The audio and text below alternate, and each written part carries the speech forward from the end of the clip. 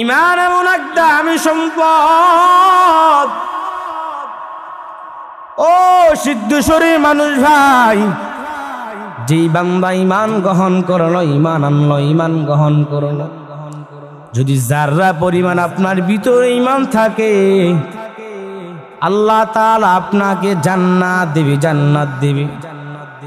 বলতে পারেন হুজুর, দুনিয়াতে তো কত অন্যায় করলাম, কত গুনাহ করলাম, কত খারাপ কাজের মধ্যে লিপ্ত ছিলাম, কত নাফাকির মধ্যে লিপ্ত ছিলাম।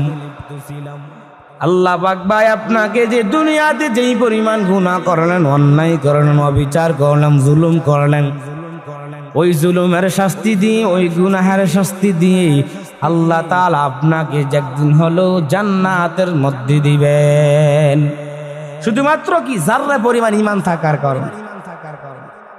আর যার ভিতরে যাররা পরিমাণ ঈমান নাই, সে সব সময় জাহান্নামের মধ্যে থাকতে হবে। ঈমান আনয়ন করুন, আপনি আমি দামি হয়ে গেলাম। সূরা আসরের মধ্যে 4 গুণ কথা বললেন, 4 গুণ মানুষ ব্যতীত সবাই ক্ষতিগ্রস্ত। 1 নাম্বার বলছে যে যারা ঈমান আনবে, ঈমান গ্রহণ করবে, ঈমান আনবে, ঈমান গ্রহণ করবে।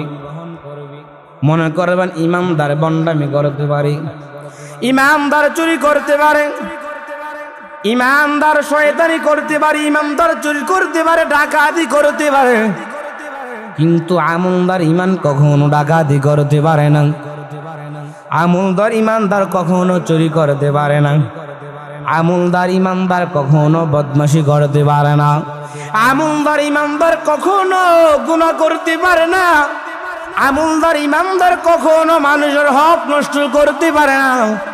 আমলদার ইমানদার কখনো জুলুম করতে পারে না। আমলদার ইমানদার কখনো কারো হক নষ্ট করতে পারে না। আল্লাহ বলে বান্দা শুধু